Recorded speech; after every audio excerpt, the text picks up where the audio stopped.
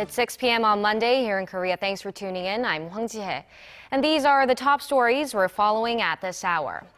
Korea's presidential office expects President Park Geun-hye's three-day visit to China next month to yield fruitful results in the economic sector. At Korea's National Assembly, the August extraordinary session ends with no progress made as rival parties lock horns over a classified budget item. Despite falling Chinese imports, Korean products managed to increase market share in the world's second largest economy to over 10% in the first half of this year.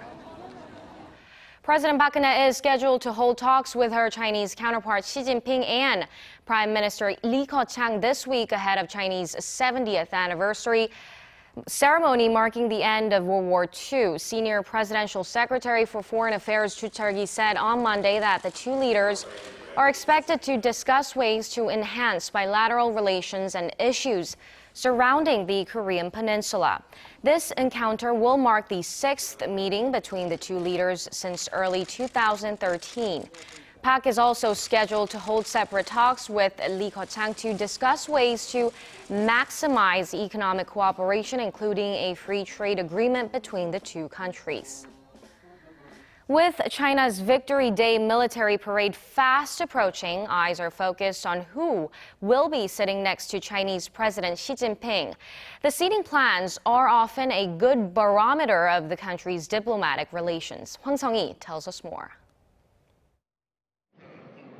The most likely scenario is that Chinese President Xi Jinping will be sitting between his South Korean and Russian counterparts at the September 3rd military parade in Beijing. China and Russia are jointly celebrating the 70th anniversary of the end of World War II, and Beijing's high-profile event follows a similar ceremony held in Moscow in May. If the seat to the right of the Chinese leader is reserved for Putin to showcase China-Russia ties, most speculate President Park Geun-hye will be seated to his left. This given South Korea's status among the 30 countries attending the upcoming celebrations, which includes Sudan and Venezuela, as well as blossoming Seoul-Beijing ties. Absent from the guest list are leaders from the United States and other major Western powers that fought alongside China in World War II. North Korean leader Kim Jong-un is also staying away. North Korea will be represented by Choi Ryong-hae, secretary of the ruling Workers' Party and one of Kim's closest aides. The young North Korean leader's absence is another sign of cooling ties with China, which has grown much closer to South Korea under President Park and Xi's leadership. Hwang Sung-hee, Arirang News. Japan and China are at odds over UN Secretary General Ban Ki-moon's planned attendance at China's upcoming war ceremony marking the end of World War II. Tokyo's foreign ministry last Friday expressed its strong displeasure regarding the visit, adding on Monday that the world body should not focus on the history of certain member states.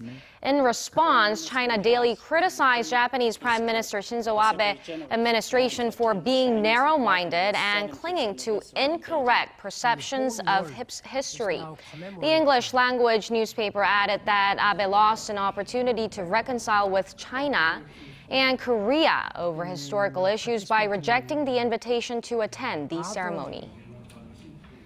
Now, just a week from now, the two Koreas are scheduled to discuss details for resuming the reunions of families separated by the Korean War. Seoul says the agenda will include holding the event on a regular basis. Kim Hyun-bin reports. South Korean Red Cross officials will meet with their counterparts from the north next Monday for working-level talks at the Truth Village of Panmunjom to discuss reunions of separated families from the Korean War. The Unification Ministry says it plans to hold a reunion as soon as possible near the holiday Chuseok beginning September 27th. Unification Ministry spokesman Chung Jun-hee said on Monday that the two sides will finalize details for a reunion and ways to hold the event on a regular basis. The main agenda will center on the preparations for the upcoming event, but ways to regularize the family reunions will also be dealt with. Many experts say that Seoul must hold the reunions before October 10th, the 70th anniversary of the founding of the Workers' Party, because of a possible provocation from the north, including an intercontinental ballistic missile launch that will once again heighten tensions on the Korean Peninsula. Time is running out for many of the surviving family members, with most over the age 70. As of end of 2014, roughly 130,000 South Koreans applied to meet their family members north of the border. However, a little more than 68,000 remain living today. Since 2000, 19 rounds of reunions for separated families have been held, with the last occurring in February of 2014. Kim Hyun-bin, Arirang News. At Korea's National Assembly, where the August extraordinary session ended this Monday without any significant result. This was because the two rival parties are deadlocked over a multi-million classified budget item, a key issue that emerged during talks at the Assembly's Budget Committee meeting last week. Main opposition lawmakers are demanding disclosure of a budget item known as special activities to ensure that taxpayers' money is not wasted.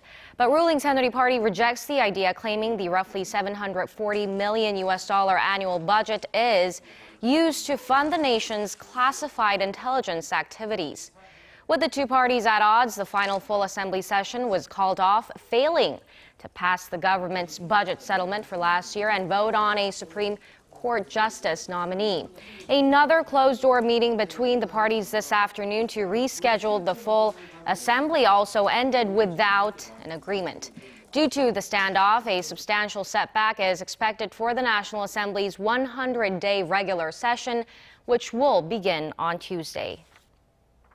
The ruling Saenuri Party tabled several bills related to free trade agreements at the Foreign Affairs Committee meeting on Monday, but no discussions took place as opposition lawmakers boycotted the meeting. Members of the main opposition New Politics Alliance for Democracy refused to attend the meeting in protest, calling for the formation of a special parliamentary committee instead to deal with the FTAs. The government is seeking to push 5 FTA-related bills, including pending FTAs with China, New Zealand, and Vietnam, with the other 2 bills related to promoting trade and investment in Turkey to allow Korean companies better access to the Turkish market. The Foreign Affairs Committee Chair Na Kyung-won concluded today's meeting without setting a specific date for the next one. The country's 5 major business lobby groups called for labor reforms on Monday to spark job creation for economic growth. The group, including the Federation of Korean Industries and the Korea Employers Federation, voiced difficulties in increasing investment and employment due to the rigid labor market. A chronic challenge is narrowing the gap between full-time regular employees who enjoy more job security with higher pay compared to non-regular workers. Meanwhile, Finance Minister Choi Kyung-won urged a committee of government, labor, and management to reach a compromise by September 10th to earmark funds for those affected by an overhaul in the labor rules. The government and management are set to resume dialogue with the Federation of Korean Trade Unions, the nation's largest trade union, later this month after the union body recently decided to jumpstart negotiations. For the first time ever, Korea's outbound shipments to China have accounted for more than 10% of China's import market over a 6-month period. This comes despite Korea's exports falling in general. Kwon So-ah has the details. The proportion of Korean imports in China in the first half of the year has risen by 1 percentage point from the same period last year to 10.7%, reaching a double-digit figure for the first time ever. The proportion has been on a steady rise and is also widening its gap on Japanese imports in China since Korea supplanted Japan at the #1 spot in 2013. This is good news as Korea's exports in general haven't been doing well so far this year due to weak global demand, with outbound shipments to China being no exception. Exports to China fell more than 7% in the first half of this year, but considering China imported more than 19% less on year during the same period, it may not seem too bad for Korea. Although China has shifted its economic policy from an export-focused growth strategy to one focusing on the domestic market, Korean products seem to be maintaining high competitiveness compared to other countries. An example of that competitiveness can be seen in Korea's top export to China. Memory semiconductors saw an increase by almost 17% in the January to June period from last year. The consumption market is also on the rise, with Hallyu, or the Korean wave, expanding to include Korean cosmetics, baby and hygiene products. But some experts attribute the rise in Korea's market share of Chinese imports to the deteriorating relations between China and Japan in recent years, adding that the risks of continuous slowing demand will not abate in the short term. Kwon So-ah, Arirang News. South Koreans' credit card spending overseas hit a record high during the first half of this year. According to the Bank of Korea on Monday, the amount of Koreans' overseas credit card spending during the first 6 months of this year reached a daily average of $24.2 million. The figure represents a jump of over 21% from the same period last year. Officials attributed the sharp rise to a tax law revision last year that increased personal tax allowances for Korean travelers making purchases overseas. In contrast, domestic credit card spending increased by just 5.4%. Samsung Group will officially launch their newly merged company Samsung C&T on Tuesday. The new entity is comprised of the former Samsung C&T and Tail Industries and is targeting in excess of $50 billion in sales and a pre-tax profits of $3.4 billion by 2020. The company also seeks to expand and strengthen its presence in the bio-industry sector, as well as secure a place at the top of the global fashion and leisure sectors. Shareholders of both Samsung Group affiliates approved the high-stakes merger last month to facilitate leadership succession from the group's ailing chairman Lee Keqiang, his son, to his son Jae-yong. After the official launch on September 1st, the company plans to hold a board meeting on Wednesday to elect its new chairperson. There have been signs of improvement in the domestic economy based on recent business figures, raising hopes the country has finally recovered from the impact of the MERS outbreak. But looking at the sectors that have posted growth, experts say it's far too early to have a sign of relief. Shin Se-min reports. Korea's industrial output in July continued on its expansionary track for 2 straight months, growing 0.5% on the back of a rebound in the country's service sector, slowly recovering from the fallout of the MERS outbreak. Statistics Korea said Monday that the service sector picked up 1.7% in July from the previous month. This is mainly due to greater domestic sales that grew nearly 2% on month, as well as a 7% increase in sales at local eateries and lodging establishments. But in the mining, manufacturing, and electricity industries, production dropped by 0.5% just a month after figures crawled up in June after 3 straight months of negative growth from March. Continually low output in the mining and manufacturing sectors reflects poor exports, a detrimental factor for Korea's export-reliant economy. Worries about manufacturing industries are also evident in other figures. In a report by the Bank of Korea, manufacturers had a pessimistic outlook for business conditions in August due to slowing exports. The central bank said that its business survey index for August fell to 68, down 2 points from July. A reading below 100 indicates that pessimists outnumber optimists. The central bank says that although businesses are recovering from the aftermath of the MERS outbreak, external economic conditions from China's slowing growth and reduced working days from the summer holidays have dampened business sentiment. And experts say that with the global economy expected to face low oil and commodity prices for the time being, Korea's manufacturers will have to weather through some rough times to come. Shin Se-min, Arirang News. This August could end up being remembered as one of the worst for stock investors, especially here in Asia.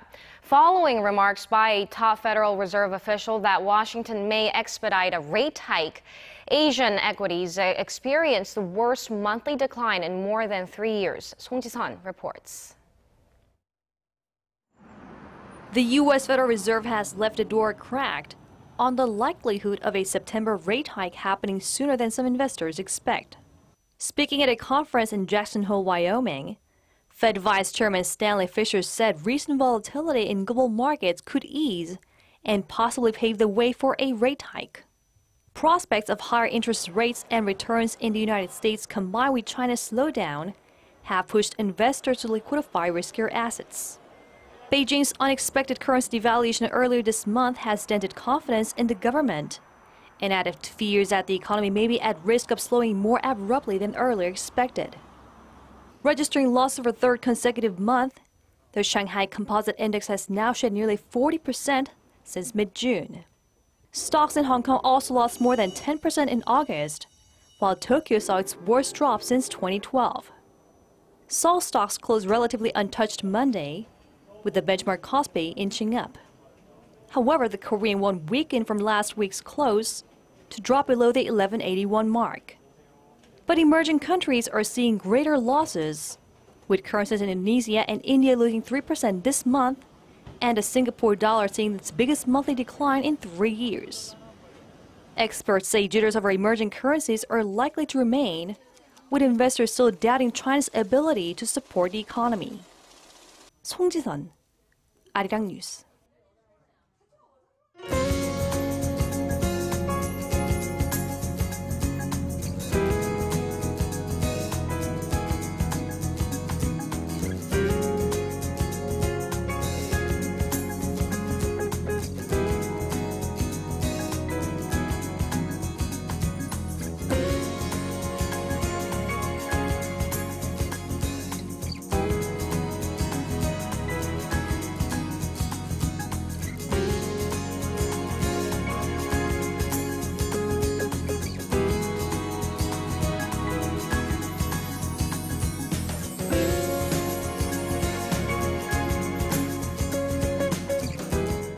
And that brings us to the end of our newscast. More updates coming up at 10 p.m. Korea time, so stay tuned and goodbye for now.